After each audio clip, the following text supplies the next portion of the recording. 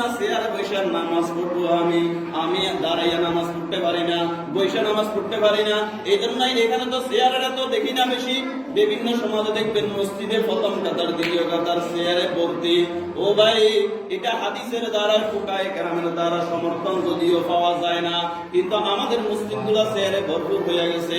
হযরত ওসমান গনি রাদিয়াল্লাহু তাআলা আনহু বলেন, আমার পছন্দ কোরআন তেলাওয়াত করা। এই জন্যই কখনো কখনো ওসমান 2 রাকাত নামাজ পুরা কোরআন খতম করে ফেলতেন। এমনকি হযরত ওসমান গনি রাদিয়াল্লাহু তাআলা আনহু কোরআনটাকে এত বেশি মহব্বত করতেন, কোরআন এত বেশি তেলাওয়াত করতেন।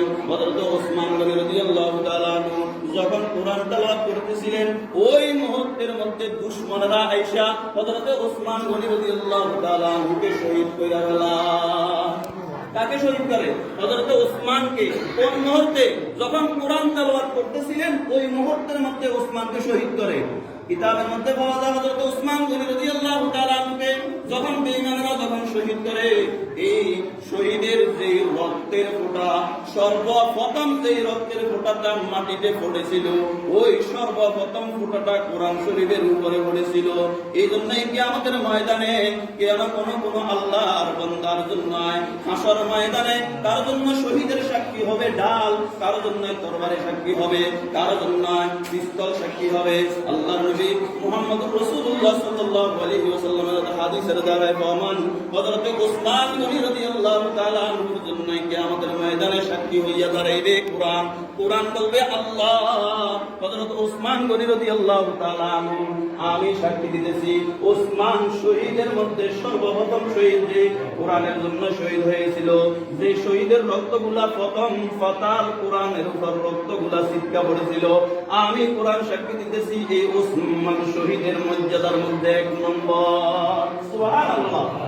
তাহলে কোরআনের ফাতায় শহীদের রক্তের ফোঁটা পড়ছিল কার? হযরত ওসমান গনি রাদিয়াল্লাহু তাআলা আনহু। আমাদের অবস্থা কি জানেননি?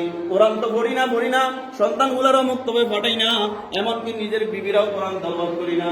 শুধু ঝগড়া আর বিবাদ, মুখ থেকেই শুধু সকাল থেকে বিকাল পর্যন্ত ঝগড়া। কখনো কুল হুয়াল্লাহ শরীফ পড়ে না। হাদিসে পাকে আল্লাহর নবী বলেন, কোন আল্লাহর বান্দা পুরুষ হোক মহিলা হোক, যদি বিসমিল্লাহ শহীদ যদি কুল হুয়াল্লাহু আহাদ আল্লাহুস সামাদ লাম ইয়ালিদ ওয়া লাম ইউলাদ ওয়া লাম ইয়াকুল লাহু কুফুয়ান আহাদ, এই 4টা অবশিষ্ট আয়াত যদি কেউ যদি পড়ে, এই সূরাটা 10 বার যদি কেউ যদি পড়ে, রব্বে করিম বলেন, আমি জান্নাতে তার জন্য একটা বিশিষ্ট তলা বাড়ি বানাইয়া দিই। সুবহানাল্লাহ। কয়বার? 10 বার। কয়বার? 10 বার পড়লে একটা বিশিষ্ট বাড়ি বানাইয়া দেন। কত বিশিষ্ট বাড়ি? হাদিসের মধ্যে আল্লাহর নবী বলেন, তুমি উপরের দিকে তাকাইলে মাথার মধ্যে যদি একটা ফুল থাকে অথবা একটা টুপি থাকে, জামরা টুপি, এই ফুলটা আর টুপিটা তোমার মাথায় আর টিকবে না, এটা পড়ে যাবে। এত বড় একটা প্রাসাদ। বহুত পাহাড় যত বড়, তার চাইতে বড় একটা প্রাসাদ বানিয়েছিলেন কে? রব্বে করিম। কেন? কোরআন তেলাওয়াতের যে ছোট্ট একটা সূরা কুল হুয়াল্লাহ শরীফ যদি 10 বার পড়ে, কয়বার? এজন্য কোরআন তেলাওয়াতের সময় বেশি জরুরি। দেখো তো ইনশাআল্লাহ কিছু সময় যদি না দিই, তাহলে কিয়ামতের ময়দানে ওসমান গনি রাদিয়াল্লাহু তাআলা আনহু কোরআন আমাকে আপনাকে সাক্ষী দিবে না। হযরত ওসমান গনি রাদিয়াল্লাহু তাআলা আনহু বলেন, ওগো আল্লাহর নবী, দুনিয়ার কি জিনিসের মধ্যে আমার 1 নম্বর পছন্দ হইল যে ঘোড়া তোমার ঘোড়ায় খানা খাওয়ানো, এটা আমি ওসমানের পছন্দ। 2 নম্বর হলো যাদের মধ্যে কাপড় নেই, সুবহান নাই, তাদেরকে কাপড়ের ব্যবস্থা করা, এটা আমি ওসমানের পছন্দ। 3 নম্বর কোরআন তেলাওয়াত করা, এটা আমি ওসমানের পছন্দ।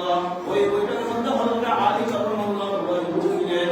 আলী রাদিয়াল্লাহু তাআলা আনহু বলেন, সাদাকতা ইয়া ওসমান, ও আল্লাহর নবী, ওসমান গনি রাদিয়াল্লাহু তাআলা আনহু সত্য কথা বলেছেন। ও আল্লাহর নবী, টুকরিবা ইলাইয়া মিন দুনিয়াকুম সালাহ, দুনিয়ার 3 জিনিসকে আমিও মহব্বত করি। কয় জিনিস? হযরত আলী রাদিয়াল্লাহু তাআলা আনহু বলেন, দুনিয়ার 3